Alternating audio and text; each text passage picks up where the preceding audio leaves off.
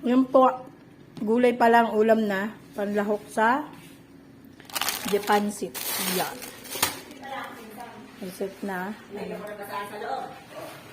Kaya, ayan po.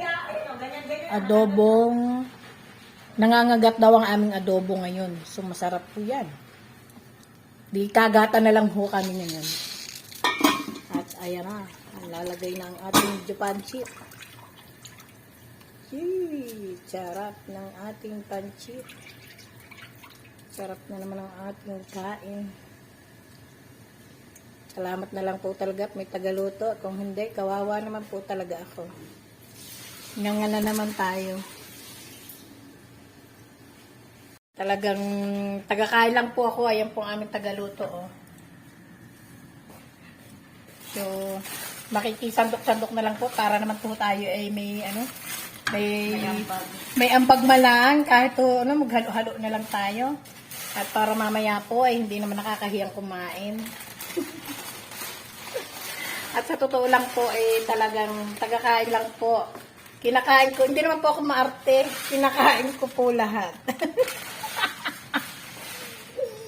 Kinakain po lahat. Pero ang nangyayari po ay anong nangyayari?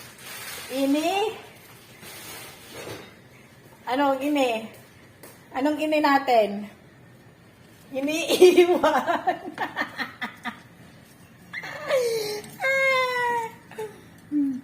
Hindi naman po ako maarte. Lahat nga akong kinakain. Oh, lahat na po kinakain namin. Ba't iniwan pa rin? Ay, iniwan pa din yun po ang tanong. Baka hindi marunong kumain. Kasi kumakain na may balat. Ay, kinakain na may balat. At tinatalupan ba yun? Tinatalupan yun. Baka kaya ako hindi marunong. Nilulunok ko yun dapat. Ah, nilulunok? Ano na nilulunok? Ano na nilulunok ka? Yung sabaw? Oo. Lagyan mo ng sabaw? At sarap yun? Siyempre. At sarap ba yan? At sarap ba yun? Anong sabaw? Hinihigop yun. Ay, nihigop Lang ba? yung para bang tahong.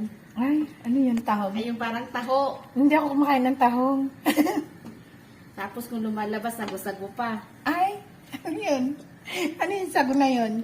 Yung Siya taho ako, na. May bata. Hindi ko ano yun.